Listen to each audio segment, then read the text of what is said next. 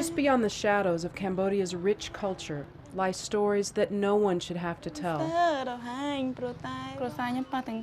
I remember when I was young, I used to sleep on the street. Stories of rape, slavery, and lost innocence. When I was 5 years old, I started to work to support my family. You are watching pictures of Phnom Penh streets because Ka's story is too dangerous to show.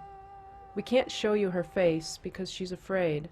We can't show you where she lives because others are afraid too. And we can't show you the places where she spent 4.5 years in a personal hell because it would be too dangerous to take our cameras in. My father, he was violent and he drank alcohol and he beat up my mom.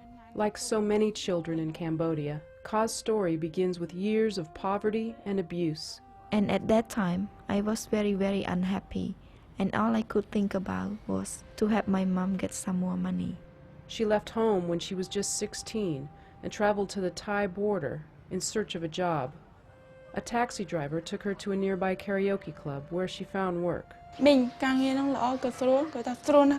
I asked her, what is the job like? And she said that it's a very easy job. And I told her I want to work in a place with no alcohol.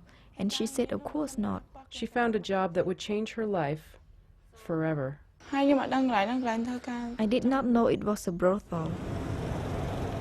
Over the next 4.5 years, Ka would be forced to have sex with as many as 10 men in one day. She was raped, beaten, and drugged. At that time, I didn't even think about the future.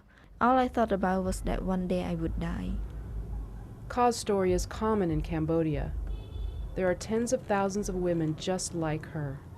Young girls in search of money to support their families quickly become tangled in a maze of abduction and violence. And many of these women aren't women at all. Some who endure these horrors are as young as 6 years old. 6 years old. If you try to escape, on the road there would be someone who would wait and shoot you. 4.5 years after that innocent taxi ride, Ka's nightmare would finally come to an end. She was freed from the brothel. I was very, very happy. I could only see the sunlight, but I could never see the sun itself.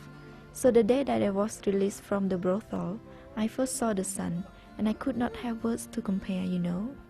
Ka was taken to World Vision's Trauma Recovery Center, a safe haven for women and children recovering from sexual abuse. She is receiving counseling, health care, vocational training, and the opportunity to begin again. By the way, on the day they were freed from the brothel, all the girls sang a song for rain to wash all the dirt away. I can see a brighter day. I can see light coming into my life.